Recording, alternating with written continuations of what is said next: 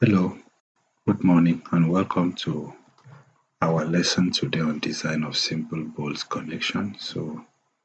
My name is Engineer Dr. Didomi Ambrose from the Department of Civil Engineering at Akwa Ibom State University. So, these are the subheading topics we will be looking at under this lesson.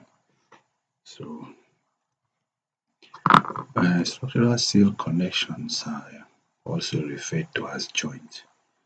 They are required at point of continuity and point of intersection of members in steel constructions. And there is a code, the Euro code for design of these joints is BSEN 1993 section 3 or dash 3 dash 8, that is Euro code 3 part 8.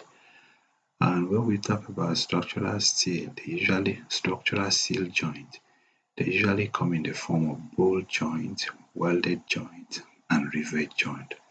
Although recently rivet joint are no longer in use, bolt joint, that is bolt connection, has taken over rivet. So the major two connections we have now is bolt connection and welded connection. And so what do you need joint for? Joint are needed to connect members together in trusses and lattice girders. That is, if you have a truss system, you need joint, whether welded or bolted, to connect them together, to connect plates together to form built-up members. Usually welded joint. If you want to have a built-up section, you could use weld joint to form them. Then beam to connect beam to beam. You can connect trusses, like we've mentioned before, connect bracing members, connect beam to column or column to foundations. There are a lot of other applications of connection. Let's look at these simple connections. If you look at this point, label 1, and this other point, label 1, you'll notice it is a single-sided beam to column joint. That is, there is a beam here connected to this column, just like we have in this place, and the beam is in one side. But if you look at this point, label 2, you have beam in this side, all connected to this column. So you could say they are double-sided beam to column connections. You can see that here also. Now let's look at this point, label 3. Number 3. They are called beam splice. Beam splice, that they are just connecting a member to pieces of member together to form a long member. They needed to have this beam, but the members to form them were not long enough, so they have to join this and this to form this long beam. So these are called splice. Because it is a beam, this is a beam splice. You can find similar thing in number 4, a column splice, members being joined together to form a long column. So we call that column splice. At this point, number 5, you see a column being connected to a foundation, that is a column base. A column being connected to a base plate. So let's concentrate now on bolt connections. Now, bolt connection has a particular advantage over welded connection in such that it requires less supervision, and it is ideal for site condition use, because you could just sit down and fabricate the bolts, holes, and the members in the yard or in the workshop and move them to site for connections.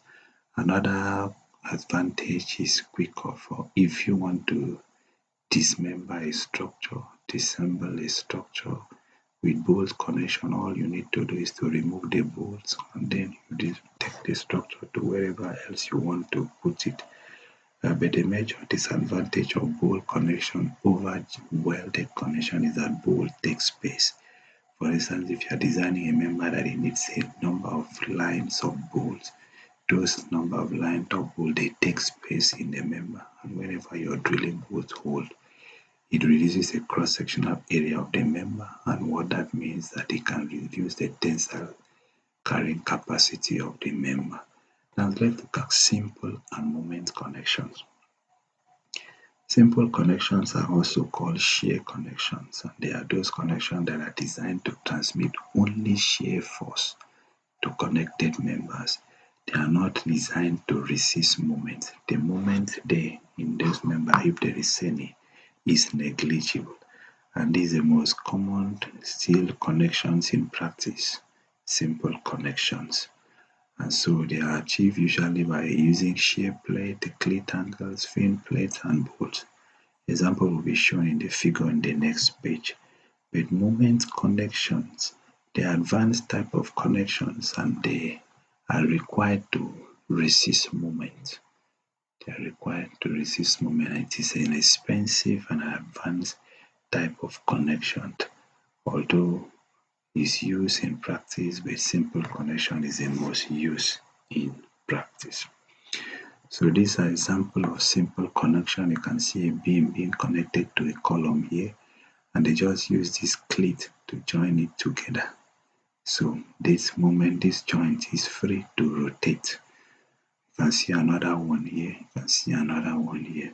But these ones are moment connection. After using the cleat to join it together, you can see another plate up there, another plate at the bottom. This to ensure that the joint does not rotate at any point. You can see a similar one here, a similar one here. You can see a similar one here. These ones are common in portal frames.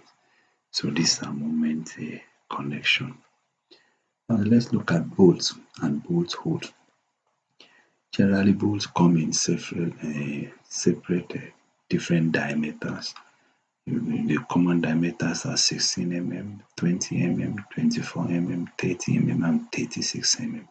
But the most commonly used size is 20 mm. 20 mm is the most commonly used size of bolt. The Eurocode 3 Part 8 gives a table that specifies these bolts and the bolt class. That table is table 3.1, but in this our manual we have come up with table 5.1, which carries bolt class. You can see bolt class 4.6, 4.8, 5.6, 5.8, and up to 10.9. And these are the yield strength of bolts, FYB. So you can see the yield strength of bolts at different class and the ultimate strength of bolts at a different class. When we get to where we will use this, you will see how to use. So usually bolt class 4.6 is low in cost and can be installed with the use of simple tools. And it is usually the most common to be used. And it has ductility. It has a stage of 25%. That property is preferred in plastic collapse. But where the forces is large or the space for connection is limited and you want to use stronger bolts with limited number of holes, other higher classes of bolts could be used. Now look at types of bolt. We have the ordinary bolt, which is class 4.6 to 6.8. We have preloaded bolt, which is class 8.8 to 10.9. Now, preloaded bolts are used where more rigid joint is required, like in plastic connection, in plastic analysis. You can use that. So the strength of this bolt is greater than that of ordinary bolt. That is, preloaded bolts have higher strength than ordinary bolts. So they are usually used in critical connections like in slip resistance, fatigue resistant connection, or seismic connection. That is when you're designing a structure to resist earthquake. Bolt holes. So let's look at bolt holes. Bolt holes are usually drilled. Sometimes they might be punched using an instrument. Sometimes they may punch on undersize and then rimmed to the required size. They are usually larger than the bolt diameter to give some clearance. And the clearance is such that if you have a bolt of let's say up to 16 to 24 mm, the bolt hole will that be that diameter plus 2 mm. And if you have a bolt of leg grade above 24 mm, the bolt hole that will be the diameter of the bolt plus 3 mm. That is just as simple as that. Usually we designate the bolt diameter as D and the bolt hole diameter as D naught. You also need to know that bolt holes reduces the cross-sectional area of a section or plate to net cross-sectional area. When you drill bolt holes, you somehow reduce the cross-sectional area of a section and this will resist the tensile capacity of that member. Let's look at arrangement of bolt. This is a member. This member, this is the end of the member, and the member is carrying load, is transmitting load in this direction, this horizontal direction. So this member has a line of bolts in lines and column. So these distances are not just arbitrary, they are standards. For instance, now if you are in the direction of the load of the bolt, that is in this case the horizontal direction, the distance between the end of the bolt and the diameter of the four bolts is called E1, which is called end distance. End distance E naught. Now the distance between the first bolt, the bolt hole, and the center of the second bolt hole and subsequent ones in this load transfer direction is called pitch, P1. P1 pitch is called pitch. Now in the direction perpendicular to the load, this is like in this case the vertical direction perpendicular to the load, the distance from the end of the member to the diameter of the first member is called H distance E2, H distance E2, while the distance between center to center of bolts in that direction is still called pitch, but to differentiate it is called P2. So you have P1, you have P2, you have E1, you have E2. So that describes the distance. Now the code has a minimum and maximum distances for each of these values. So for instance, now the P min, the minimum pitch, whether P1 or P2, is 2.2 multiplied by D naught, where D naught is the diameter of the bolt hole. I told you D naught is the diameter of the bolt hole, so the minimum P is this. The maximum P is called P max, is 14T, and it must be less than or equal to 200 mm. It can be greater than 200 mm. Now, what is T? T is the thickness of the thinner plate. That means, in this case, if you attach, this is a member, it should be the thickness of this member. If you're attaching a base plate or whatever you're attaching, the smallest thickness of this member, the thickness of the thinner of this member is what we use as T. When we are doing calculation, you will notice. Now this is figure 5.3. Let's go to, there is a table in the Eurocode 3 part 8 where all these minimum and maximum distance are displayed. Let's go to that table. So we are now in Eurocode 3 part 8 for design of bolts. This is table 3.1, nominal value of yield strength and ultimate tensile strength for bolts. I've mentioned this table before, so this is where you can get this table from the Eurocode. Now let's table 3.1. Let's look at table 3.3. Table 3.3, minimum and maximum spacing, N and H distance. So this is where the minimum and maximum of those values are stated. You can see N, you can see in this case N distance and H distance. The minimum value is 1.2 D naught, 1.2 D naught, where D naught is the diameter of the bolt hole, like I've mentioned. What is the maximum? What is the maximum here? This is a structure made from steel conforming to this except steel conforming structure made from steel conforming to. So these are the minimum and maximum distance. For N distance E1 and E2, the minimum distance is 1.2 D naught, the maximum distance is 40 plus 40. 40 plus 40. For now, we know what T is. For the spacing pitch P1, you can see the minimum distance is 2.2 D naught, and the maximum distance is a smaller of 14T or 200 mm. That was the same thing. So P2 is the same thing. So this table states the maximum and minimum distance of spacing for N and H distance. So let's continue with our lesson. Let's look at some design resistance to single bolts. Now, bolt connections are usually made up of two or more bolts, and each bolt may be subjected to any combination of tension, shear, bearing force. So we are going to look at the resistance of each of these bolts against each of these forces. So let's look at the tension resistance of a bolt. Now, a bolt in tension usually fails at the root of the thread. That is usually fails, and which has the smallest cross section at the root of the thread.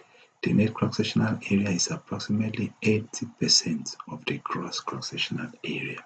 So when you have a threaded portion at the root of the thread, the net cross-sectional area is usually about 80% of the cross-sectional area in the unthreaded region. So this is a formula for calculating the tensile resistance of a bolt, where K2 is usually taken as 0.9, except for countersunk bolts where K2 is taken as 0.63. FUB is the ultimate tensile strength of bolts, which is given in table 3.1 of that Eurocode 3 part 8. Then AS is the tensile stress area of the bolt. In this case, it's usually taken as a cross-section, the cross-sectional area at the root of the threaded. Gamma M2 is a factor of safety, as usually taken as 1.25. Now, when we look at the example, you understand those things more. Let's look at the shear resistance per shear plane. The shear resistance per shear plane for a single bolt is given by this formula, equation 3. This formula in equation 3. Now, where the shear plane passes through the threaded portion of the bolt, A is taken as what? The tensile stress area of the bolt. Now, for bolt class 4.6, 5.6, and 8.8, alpha V is taken as 0.6. For the remaining bolt class, alpha V is taken for 0.5. Now, where the shear plane passes through the unthreaded portion of the bolt, A is just taken as the cross-sectional area of the bolt, and alpha V is taken as 0.6. Now, let's look at this so that you understand the shear plane. If you look at this member, this is a member, two member being joined together side by side. This load is going extension this way, this load is tension, and the bolt was here. You can see when the tensile force is applied to the bolt tends to shear at this shear plane. So this is the shear plane, and in this configuration, it is a single shear plane. But if you look at this one where you have two members here to one side and this other member to one side, it was still a single bolt, but you can see at this plane, the bolt is being sheared and it's being sheared. So you have a double shear plane, double shear value. One, this is shear plane, this is a shear plane. It is important you understand the concept of a shear plane so that when we start examples, you will understand.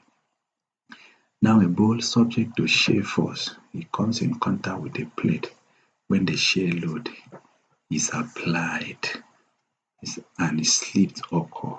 That is, the member tends to tear by bearing, and this is a formula for calculating the bearing capacity of a single bolt. Now, in the direction of the load transfer is where alpha D comes in, alpha B. This is the direction, in this case, this is a horizontal direction, this is the direction to over. In that direction, alpha D is taken as E1 over 3D naught. We know E1, the end distance. We know the D naught, diameter of bolts. That is for end bolts. For end bolts, in this case, these are the end bolts. In this direction, these are the end bolts. These ones are not end bolts because the member continues this way. So these three are the end bolts. Now for inner bolts, alpha D is taken as P1 over 3D naught minus 1 over 4. That is, in this case, these are the inner bolts. Now in the direction perpendicular to the direction of load transfer, in this case, the vertical direction, you can talk about K. That is where we talk about K1. So for H beam in that one, K1 is taken as 2.8 E2 over D naught minus 1.7, and it must be less than or equal to 2.5. shouldn't be greater than 2.5. So for H bolt, in this case now, this is the H bolt. These bolts are in the H, and these bolts are in the H. If this member is just a plate, this bolt line of bolts are in the H, this line of bolts are in the H. Now for inner bolts, K1 is taken as 1.4 P2 over T naught minus 1.7, and again it should not be greater than 2.5. So in this case, this line of bolts are the inner bolts. D is a nominal bolt diameter, and T is the thickness of the whole material. That material you're using, you're making the hole on. The thickness of it is taken as T. While FU, we know in this case, what is FU? FU is the smallest of the ultimate tensile strength of the bolts and the connecting plate. So what is the ultimate tensile strength of the plate, the steel member?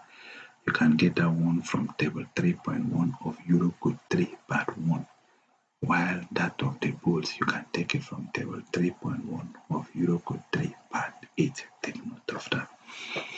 Punching shear resistance. Now failure may occur by the bolt head or not punching through the connecting plate. In this case, the punching shear resistance of the plate is given by this formula.